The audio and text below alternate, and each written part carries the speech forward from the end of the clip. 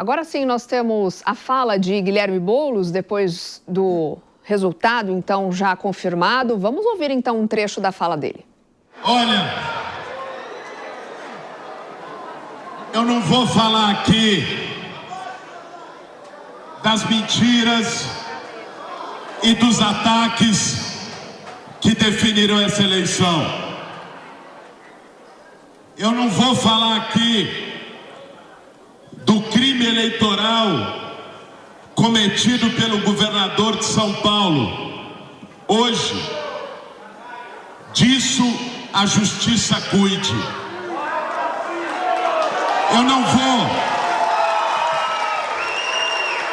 não vou fazer aqui um discurso de perdedor.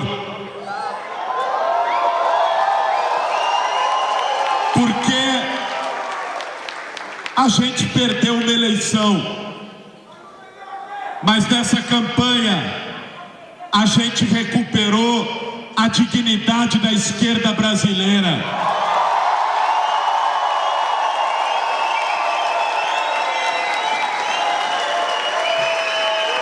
A gente mostrou que é possível fazer política de outro jeito, olho no olho, debatendo com o povo de peito aberto, nas praças, nas ruas, com muita dignidade.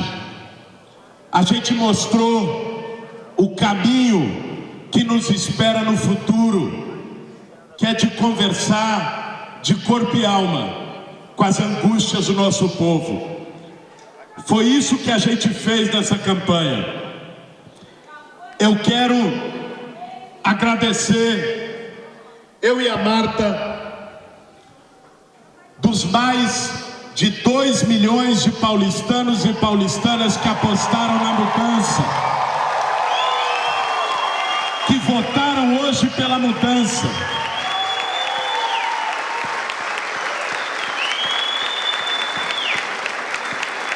A vida me ensinou que sozinho a gente não chega em lugar nenhum. E é por isso que eu pedi para a minha equipe de campanha que a gente fizesse essa declaração final, essa coletiva de imprensa, não diante de um estandarte com meia dúzia de pessoas, mas no meio da militância que batalhou essa campanha inteira.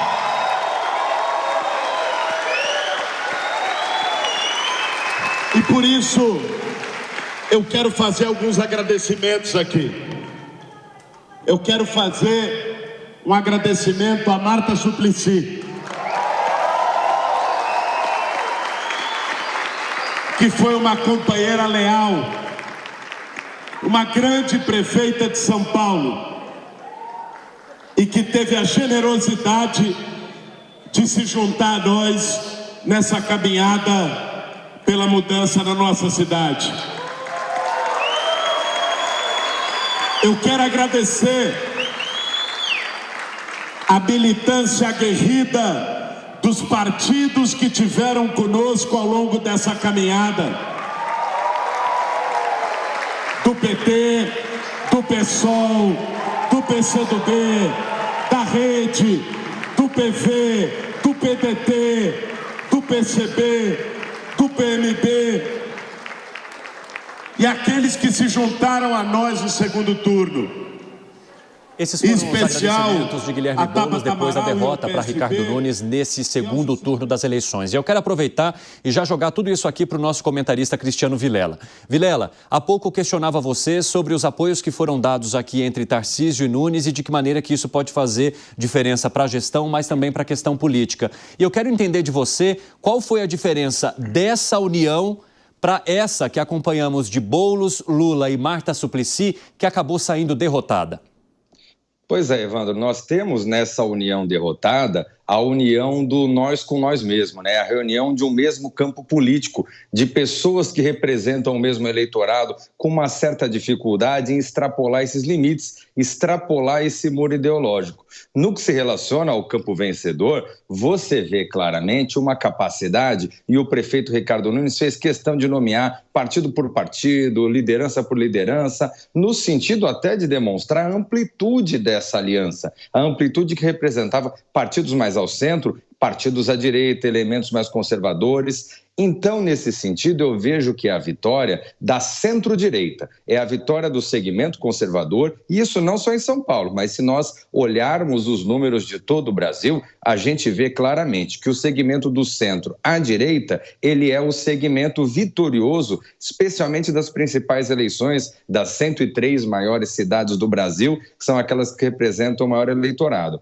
E você vê também com isso que os extremos, talvez uma direita, um segmento mais de uma direita mais marcada e de uma esquerda mais marcada, acabou ficando com um número menor de vitórias, especialmente o segmento à esquerda, que acabou tendo um número muito pequeno, o que contrasta com o fato de que a esquerda, especialmente o Partido dos Trabalhadores, esse grupo mais vinculado a PT, PSOL e partidos ligados ao presidente Lula, historicamente ao presidente Lula, fizeram um número muito pequeno de cidades tanto no primeiro como no segundo turno. Quando a gente analisa essas 103 maiores cidades, por exemplo, nós temos o PT com apenas 6 cidades, que é um número bastante pequeno. Então eu vejo que, nesse sentido, a vitória de Ricardo Nunes, ela marca essa inflexão do eleitorado brasileiro ao centro-direita. É um eleitorado que caminha para o campo conservador, mas talvez sem aquele mesmo fervor que denota tão claramente, fazendo uma inflexão, fazendo um diálogo, ampliando o diálogo ao centro.